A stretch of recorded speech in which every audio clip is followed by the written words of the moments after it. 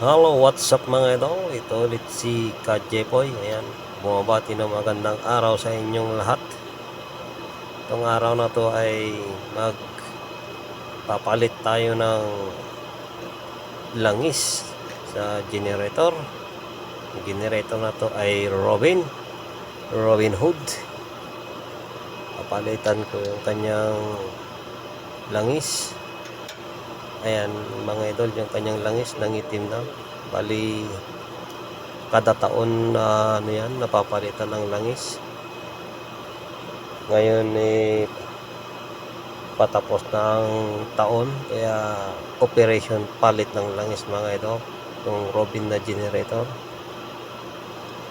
Itong makina na to mga idol ay hindi naman to gaano nagagamit. Siguro sa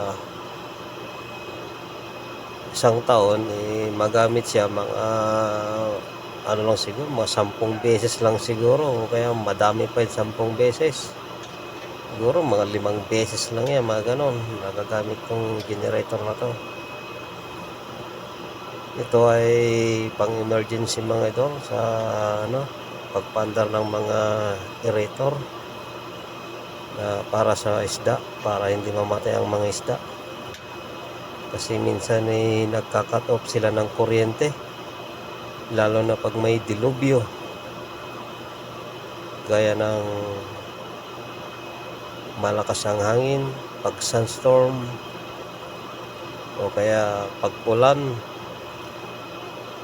Yan sila nagpapatay ng kuryente. Kaya pag oras na napatay ang kuryente, siguradong maghihingalo ang mga isda.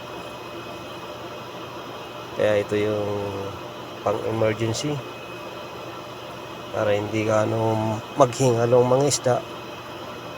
Ito yung pinapaandar ko, generator, para umandar yung mga blower, yung mga oxygen na para sa mga isda sa tangkihan. Kailangan tong laging malinisan, ma-change oil. Pero ito kada taon ko lang to na-change oil. Ayan, bali konting linis lang kasi napuno na to ng alikabok.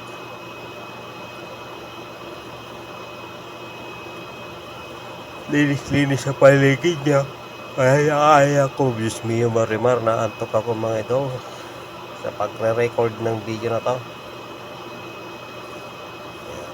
Tanggal ng dumi para sure hits na malinis,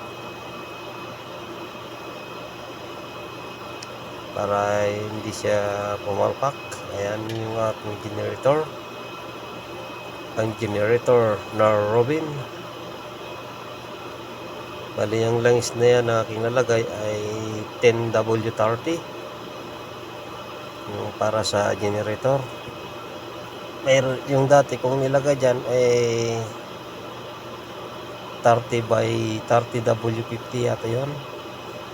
At ang sabi nila ay masyadong malapot daw yun, hindi daw maganda para sa isang Robin na makina na 2.9 horsepower yata to, voltage, ano ba yan, sa 2.9 yung laki niyan. At ito yung langis na binili, 10W20 yata to. Baka sakali mas maganda yung andar niya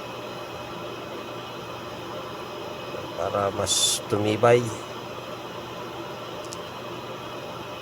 Maganda tong generator mga idol.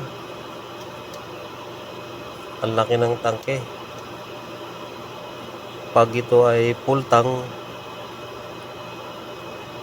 sa isang araw na umaandar, hindi pa maubos yung gasolina to mga idol. Hindi ito crudo, gasolina na yung kulay green, unleaded yata yun, kulay green. Yun yung gasolina niyan.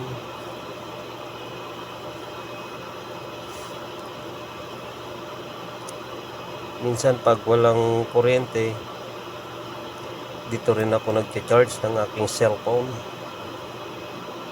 sa generator na to. Dahil tatlo ang saksakan yan. Merong isang 220 at dalawang 120. Yung 120 pwede na yun sa isang cellphone, kumbaga 110 na yun. Pwede na yun makapag-charge. Sa 220 naman, mas maganda, mas mabilis.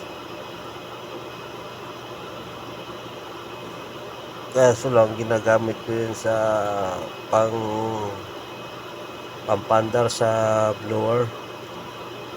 Para malakas yung blower, hindi mamatay ang mga isda. Magkaroon ng oxygen ang mga isda. Ayan mga idol, dahil wala akong ibang imbudo, yan na yung ginawa ko dyan sa makina. Medyo tatagilid na para mabilis pumasok yung langis na aking nilalagay. At yan nga, medyo nasobrahan ng konti aking paglagay ng langis. Kaya yung parami yung langis, kaya tatanggalan ko, babawasan ko yung langis niya mga ikaw. Maganda itong generator na to, talagang good quality to, kasi yan ito made in Japan, Robin. Napakalakas.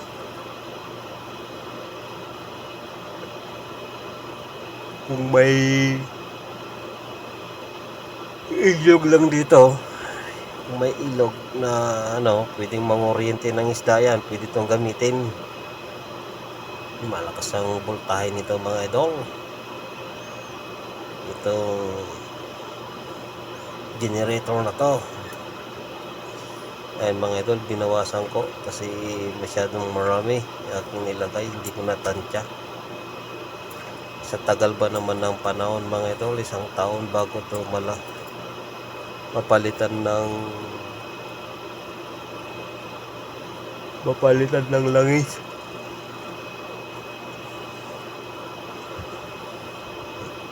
Isang taon na niya ngayon yung langis na yan mga idol, kaya medyo nangitim. Kahit minsan lang siya nagagamit, nangitim pa rin. Kasi minsan pag ito ay gumagana, kaya kung napandar, matagal din itong mga idol na umaandar. Maandar din ito ng mga 5 oras hanggang sa magkaroon ng kuryente. 5 oras pataas. Kaya malaking tulong nito mga idol, kasi kung wala ito siguro patay ang mga isda pag nag-brown out. Kaya kailangan itong alagaan para kung sakali emergency may gagamitin. Ang Robin na generator.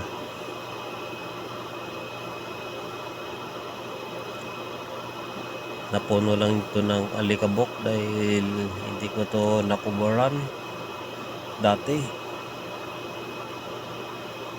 Hindi ko siya nakubaran kasi meron akong pinaggamitan dito.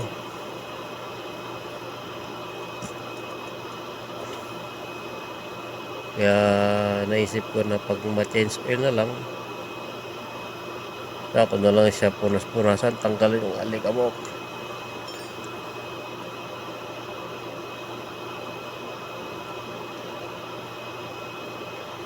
Napakalinis ang andar nito mga idol,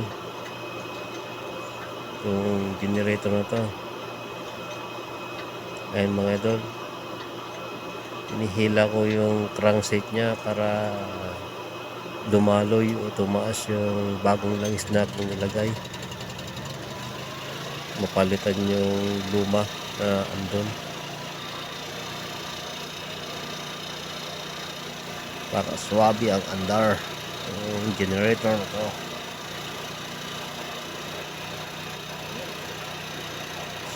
Ayan na ako mga idol, kahit saan, kahit ano ginagawa ko mga idol.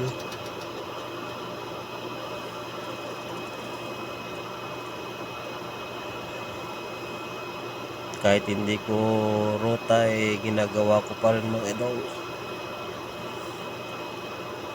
kasi minsan dagdag din to ng kalaman. Kaya hanggang dito na lang, maraming